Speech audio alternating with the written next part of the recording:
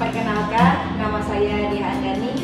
Saya merupakan salah satu dosen pada program studi administrasi publik Fakultas Ilmu Administrasi Universitas Subang.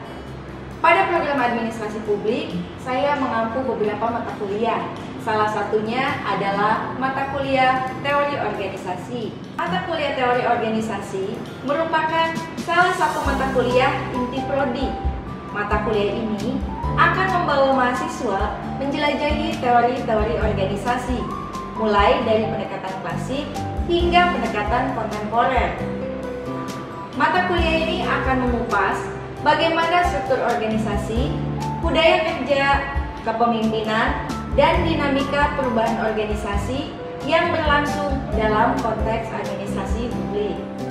Dalam hal ini, mahasiswa tidak hanya mempelajari teori, tetapi juga akan diajak untuk mengkaji aplikasi nyata teori organisasi dalam birokrasi pemerintahan, terutama pada sektor pelayanan publik di daerah. Tentunya, hal ini relevan dengan profil lulusan program studi administrasi publik, di antaranya 1. Kemampuan sebagai administrator publik dalam mendesain dan mengelola organisasi sektor publik. Kedua, sebagai birokrat yang adaptif dan mampu menggunakan teknologi informasi dalam pelayanan publik. Yang ketiga, sebagai analisis kebijakan yang dapat menyusun telaahan berbasis data. Dan yang terakhir, sebagai pengelola kegiatan lapangan yang mampu menerapkan nilai efisiensi, efektivitas, keadilan, dan demokrasi dalam tata kelola daerah. Mata kuliah teori organisasi mendukung 3 capaian pembelajaran lulusan, yaitu yang pertama, melatih logika berpikir sistematis dalam memahami dinamika organisasi dan perubahan lingkungan. Yang kedua, membekali pengetahuan untuk memahami desain organisasi dan reformasi birokrasi. Dan yang ketiga, membantu mahasiswa memahami koordinasi, kelembagaan, dan penyusunan kebijakan publik. Mahasiswa diharapkan mampu menjelaskan secara komprehensif sejarah dan konsep teori organisasi, menganalisis berbagai pendekatan teori dalam konteks administrasi publik, menerapkan teori organisasi pada studi kasus nyata seperti sektor pendidikan di daerah terpencil. Dalam pembelajaran teori organisasi, di sini saya akan menggunakan metode pembelajaran DAI atau Direct, Interaction, dan Assessment. Direct ini berupa ceramah interaktif di kelas dan studi kepustakaan. Sedangkan Interaction ini berupa diskusi di kelas, simulasi, hingga studi kasus. Dan Assessment ini berupa tugas individu, tugas kelompok, kuis, ujian tengah semester, ujian akhir semester, serta analisis kasus di lapangan. Dalam mata kuliah teori organisasi, metode tambahan lain pun akan saya tambahkan, yakni berupa project based learning serta refleksi kritis atas praktik organisasi publik di Indonesia juga akan dilaksanakan. Mata kuliah teori organisasi memiliki 3 bobot SKS dan termasuk ke dalam mata kuliah inti prodi. Lewat mata kuliah ini, mahasiswa akan memahami bagaimana organisasi bekerja, berkembang, dan beradaptasi, khususnya dalam konteks organisasi publik seperti birokrasi pemerintahan. Kehadiran dan partisipasi aktif dalam mata kuliah teori organisasi akan dinilai 10%. Tugas dan proyek kelompok ini mengambil porsi bobot cukup besar, yakni 30%. Sedangkan ujian tengah semester ini akan mengambil bobot 25% dan ujian akhir semester mengambil bobot 35%. Artinya dalam hal ini penting untuk mahasiswa konsisten secara rutin hadir dan aktif berdiskusi di kelas dan menyelesaikan tugas-tugas dengan baik. Ini adalah garis besar dari materi yang akan dipelajari selama 1 semester. Pembelajaran akan dimulai dari dasar tentang pengantar teori organisasi dan ruang lingkupnya, lalu masuk ke sejarah perkembangan teorinya. Pembelajaran juga akan membahas berbagai pendekatan, mulai dari teori klasik seperti manajemen ilmiah dan birokrasi, hingga teori neoklasik yang mendekatkan manusia dan motivasi.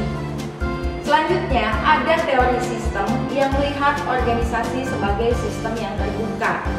Ada teori kontingensi yang adaptif terhadap situasi, dan teori modern yang tentunya lebih fleksibel. Selain teori, mata kuliah ini juga akan membahas struktur organisasi, perubahan dan inovasi, kepemimpinan, budaya organisasi, hingga studi kasus nyata dari sektor publik, seperti pemerintahan atau layanan pendidikan. Harapannya, mahasiswa tidak hanya tahu mengenai teori, tetapi bisa menganalisis dan mengaplikasikannya secara nyata dalam dunia administrasi publik. Baik, untuk mempersingkat waktu, mari kita simak video pembelajaran secara langsung di kelas dengan mahasiswa program studi administrasi publik. Assalamualaikum warahmatullahi wabarakatuh. Waalaikumsalam warahmatullahi wabarakatuh. Baik, selamat pagi semuanya. Gimana kabarnya, sehat? Oke, alhamdulillah kita bertemu lagi di minggu ini untuk melanjutkan pertemuan kita pada minggu sebelumnya tentang mata kuliah teori organisasi. Oke, sebelum kita mulai untuk mata kuliah teori organisasi, saya mau menyampaikan ada satu fakta yang menarik mengenai organisasi. Jadi, organisasi ini sudah tumbuh dan berkembang sejak ratusan tahun yang lalu. Ada yang namanya organisasi tertua dan paling kecil di dunia. Itu adalah keluarga. Oke? Jadi keluarga bisa disebut organisasi. Kenapa? Karena ada kepala keluarganya atau pimpinan dari organisasi. Ada manajemennya. Tahu dalam keluarga siapa manajemennya? Ibu, ya, istri yang mengatur segala sesuatunya. Nah, itu salah satu contoh daripada organisasi terkecil dan tertua di dunia. Makanya saya bilang tadi sebuah fakta unik tentang organisasi, yakni organisasi sudah ada sejak ratusan tahun yang lalu. Oke, tentang teori organisasi. Saya mengingatkan kembali bahwa mata kuliah teori organisasi ini merupakan mata kuliah inti prodi dengan bobot 3 SKS. Dan untuk kontrak perkuliahannya ini sudah saya sampaikan pada pertemuan di awal. Saya sekedar mengingatkan kembali supaya teman-teman sekalian fokus dan betul-betul di mana harus fokusnya. Yang pertama ada kehadiran dengan bobot 10%, kemudian tugas dan proyek kelompok dengan bobot 30%, ujian tengah semester 25%, ujian akhir semester dengan bobot 35%. Nah, ini mungkin sedikit berbeda dengan mata kuliah yang lainnya. Mengapa saya memberikan bobot yang besar untuk UAS dan proyek? Jadi nanti teman-teman setelah UTS kita ada yang namanya project based learning. Jadi nanti teman-teman melakukan pengamatan langsung kepada organisasi-organisasi publik yang ada di lingkungan Universitas Subang. Diamati lalu dibuat sebuah karya ilmiah tentang fenomena teori organisasi. Oke. Nah, sekarang ini ada tentang tahapan dalam evolusi teori organisasi. Jadi teori organisasi selama perkembangan zaman sejak dunia ini ada sampai sekarang ada 5 tahapan dalam teori organisasi. Ada teori organisasi klasik, ini muncul dari akhir abad ke-19 sampai dengan abad ke-20. Kemudian teori neoklasik yang dimulai sejak abad 1930-an hingga abad 1950-an. Yang ketiga, teori sistem. Teori sistem ini ada sejak tahun 1950-an dan sampai sekarang itu masih ada. Yang selanjutnya teori kontingensi, ini pada tahun 1960-an sampai sekarang.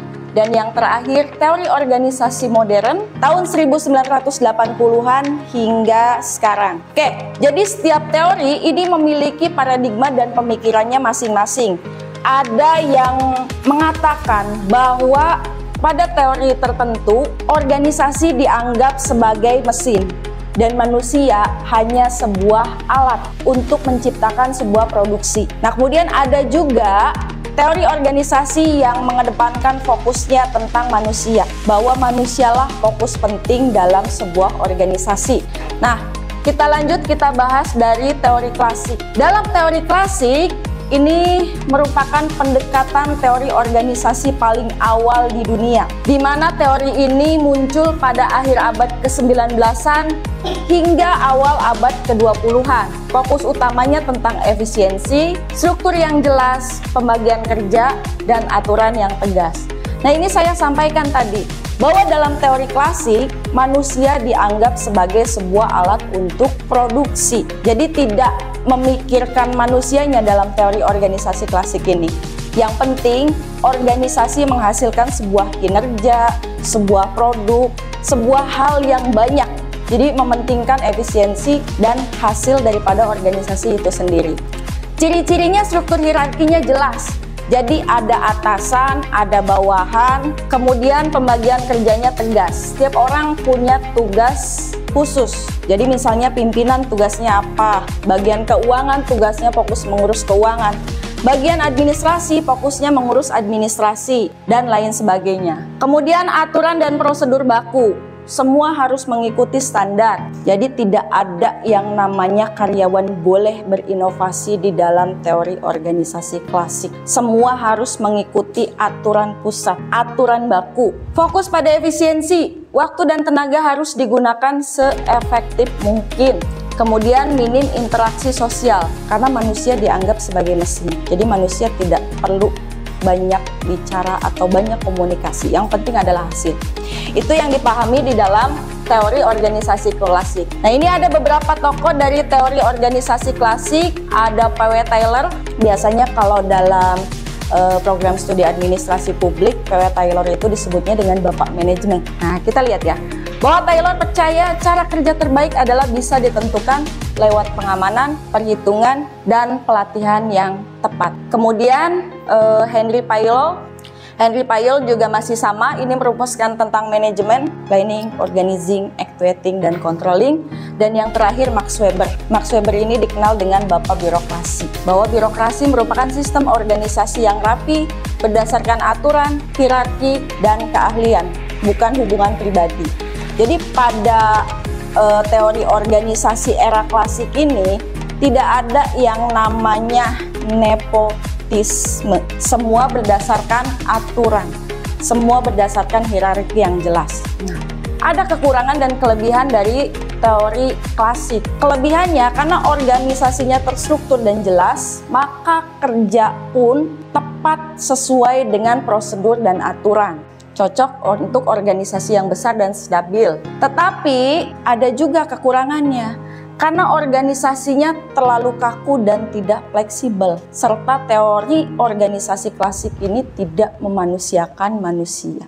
Yang penting adalah hasil sebanyak-banyaknya. Diskusikan sekarang saya yang mau bertanya. Jika kalian bekerja pada organisasi yang memiliki tipe organisasi klasik, menurut kalian nyaman atau tidak? Jawab, menurut saya tidak nyaman karena komunikasinya itu hanya satu arah, terus bawahannya juga jadi gak punya ruang untuk menyampaikan semua itu. Oke, jadi bawahannya Neoklasik. Teori neoklasik ini merupakan kritik teori klasik. Kalau dalam teori klasik ini disebutkan bahwa organisasi adalah sebuah mesin dan manusia hanya alat yang digunakan untuk memproduksi, untuk menciptakan sesuatu. Tetapi dalam teori neoklasik ini muncul sebagai kritik dan penyempurnaan dari teori klasik. Dalam teori neoklasik disebutkan bahwa organisasi tidak hanya butuh aturan, tapi organisasi butuh memanusiakan yang namanya manusia. Jadi dalam teori neoklasik ini paham bahwa manusia adalah fokus utamanya. Nah, makanya tokoh-tokoh teori neoklasik ini salah satunya adalah Abraham Maslow. Beliau menyampaikan mengenai teori motivasi, di mana menurut Abraham Maslow ini manusia memiliki 5 kebutuhan di dalam hidupnya. Yang pertama, kebutuhan akan pangan, sandang, pakaian. Jadi kita walaupun kita banyak uang, kalau kita nggak makan kan nggak mungkin ya. Kita nggak mungkin nggak pakai baju gitu kan. Jadi kebutuhan dasar manusia adalah bisa makan dan bisa mengenakan pakaian. Itu kebutuhan yang dasar. Kemudian kebutuhan yang 2 adalah kebutuhan akan rasa aman. Jadi manusia merasa aman dari yang namanya teror, tidak ada lagi perang di negaranya, hujan tidak kehujanan, panas tidak kepanasan. Kemudian yang ketiga adalah kebutuhan akan kasih sayang. Sudah makan dengan teratur, sudah menggunakan pakaian, gitu kan. Yang selanjutnya adalah kebutuhan sosial atau kebutuhan akan kasih sayang. Jadi kebutuhan hidup pendampingan dengan manusia yang lainnya. Kemudian kebutuhan yang keempat adalah kebutuhan akan pengakuan ya. Jadi manusia butuh diakui. Kalau zaman sekarang kebutuhan akan pengakuan itu biasanya butuh yang namanya validasi. Dan yang terakhir adalah kebutuhan aktualisasi diri, kebutuhan untuk mempengaruhi manusia yang lainnya.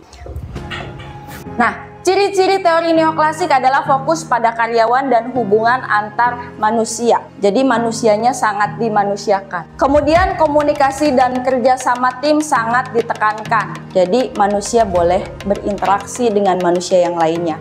Kalau tadi dalam teori neoklasik katanya minim komunikasi, tidak perlu banyak komunikasi dengan orang lainnya. Sedangkan dalam teori neoklasik, manusia diharuskan bekerja sama dengan tim, komunikasi dengan manusia yang lainnya. Kemudian yang ketiga, kesejahteraan psikologis dianggap penting. Nah, artinya mengutamakan mental daripada pegawainya. Karena pegawai yang sehat mental dianggap bisa mempengaruhi kinerja pegawai itu sendiri. Oke, menurut kalian setelah tadi kita membahas mengenai teori klasik dan neoklasik, menurut kalian lebih mending mana? Lebih mending teori klasik atau teori neoklasik? Menurut saya lebih memilih teori neoklasik karena lebih menghargai manusia sebagai individu, jadi suasana kerja itu lebih nyaman dan komunikatif. Suasana kerja lebih nyaman dan komunikatif, jadi lebih mending teori neoklasik. Oke, ada lagi? Kalau menurut saya pribadi lebih pilih teori klasik karena lebih jelas kebutuhan dan tanggung jawabnya, cocok buat organisasi yang butuh disiplin tinggi. Oke, kalau kamu lebih sepakat dengan teori klasik, oke, tidak apa-apa ya, boleh. Ini sesuai dengan pemahaman masing-masing individu. Oke, jadi tadi ada yang berpendapat lebih mending teori klasik, lebih mending teori neoklasik. Boleh, kedua-duanya jawabannya betul. Ini tergantung daripada individu masing-masing. Boleh lebih nyaman teori klasik. Kenapa? Karena teori klasik ini lebih terstruktur, Bu. Jadi hasil kerjanya lebih nyata. Kalau tadi lebih milih neoklasik, Bu, karena alasannya teori neoklasik ini bisa komunikasi, kemudian bisa bekerja sama dengan tim dengan baik. Oke, teori klasik sudah, teori neoklasik sudah, sekarang adalah teori sistem. Nah, teori sistem ini melihat organisasi bukan hanya sesuatu yang bisa berdiri sendiri. Jadi, dalam teori sistem, dari kata sistemnya juga kita sudah tahu ya, sistem merupakan satu kesatuan yang tidak dapat terpisahkan. Jadi dalam teori sistem ini paham bahwa organisasi ini tidak bisa bekerja sendiri. Jadi ada hal yang saling keterkaitan. Apa komponen utamanya? Ada input, proses, dan output. Apa inputnya? Inputannya masukan untuk organisasi. Apa? Sumber daya. 5M, man, many, method, material, dan machine. Kemudian informasi, tenaga kerja, dan lain sebagainya. Itu inputnya. Kemudian komponen yang kedua adalah proses. Proses ini tentang bagaimana sebuah input diolah untuk menghasilkan sebuah produksi di dalam organisasi. Yang ketiga ada hasil daripada proses apa yang diciptakannya. Kemudian ketika ada kritik, dan itulah yang disebut masukan sebagai umpan balik. Jadi teori sistem itu tidak muncul sendiri. Contohnya kita di Universitas Subang nih. Universitas Subang apa inputnya? Inputnya adalah mahasiswa, dosen, kurikulum, gitu kan. Lalu prosesnya apa? Ini prosesnya contohnya belajar mengajar. Outputnya apa? Outputnya adalah menciptakan lulusan, kemudian hasil penelitian, hasil pengabdian. Teori sistem ini dikatakan bahwa segala sesuatu di dalamnya tidak dapat berdiri sendiri. Nah, contohnya di Universitas Subang ini. Universitas Subang adalah sebuah organisasi, satu kesatuan yang tidak dapat dipisahkan. Ada inputnya. Apa inputnya? Inputnya adalah mahasiswa, dosen, kurikulum, dan lain sebagainya. Kemudian apa prosesnya? Nah, prosesnya seperti saat ini, proses belajar mengajar, proses bimbingan, sidang. Outputnya adalah menciptakan lulusan, kemudian hasil penelitian, pengabdian, publikasi, dan lain sebagainya. Kemudian ketika ada kritik, saran, dan masukan dari organisasi luar ataupun eksternal, itu yang dinamakan sebagai feedback. Sekarang pertanyaan saya, coba kalian sebutkan organisasi publik yang gagal karena tidak mau menerima feedback dari luar. Dinas Kependudukan dan Catatan Sipil atau yang disebut Disdukcapil. Karena di beberapa daerah banyak Disdukcapil yang mewajibkan warganya datang langsung ke tempat dan membawa berkas fisik untuk mengurus KTP, KK, atau akta kelahiran. Padahal masyarakat sudah terbiasa dengan sistem online seperti Disdukcapil online. Banyak masyarakat yang mengeluhkan antrian panjang serta pelayanan yang lambat. Oke ya, karena kan tadi teori sistem dikatakan sebagai satu kesatuan yang tidak terpisahkan. Sudah sistemnya digital tetapi masih dilakukan manual. Teori kontingensi ini juga merupakan kritik halus untuk teori sistem. Kalau dalam teori sistem dikatakan semuanya harus terstruktur, satu kesatuan yang tidak dapat dipisahkan. Nah, dalam teori kontingensi ini disebutkan bahwa sebetulnya organisasi ini tidak ada aturan yang tepat. Sederhana dan singkatnya, dalam teori kontingensi ini paham bahwa organisasi itu harus fleksibel. Nah, sekarang pertanyaan saya, apakah menurut kalian semua organisasi cocok untuk menerapkan sistem digital? Izin menjawab, tergantung kondisi masyarakat. Tergantung kondisi masyarakat. Ya betul. Jadi kalau teori digitalisasi diterapkannya di daerah terpencil, di mana misalkan jaringan internetnya tidak stabil, nah itu tidak akan sesuai dengan kondisi yang diterapkan di daerah perkotaan. Makanya teori kontingensi itu disebutkan bahwa organisasi itu harus fleksibel, tergantung situasi, kondisi, tempat, lingkungan, dan hal yang lainnya. Oke, kalian pernah tidak magang di suatu tempat yang sebetulnya tempatnya sama, tidak jauh berbeda, tetapi ada standarnya atau hal lainnya yang dirasa berbeda?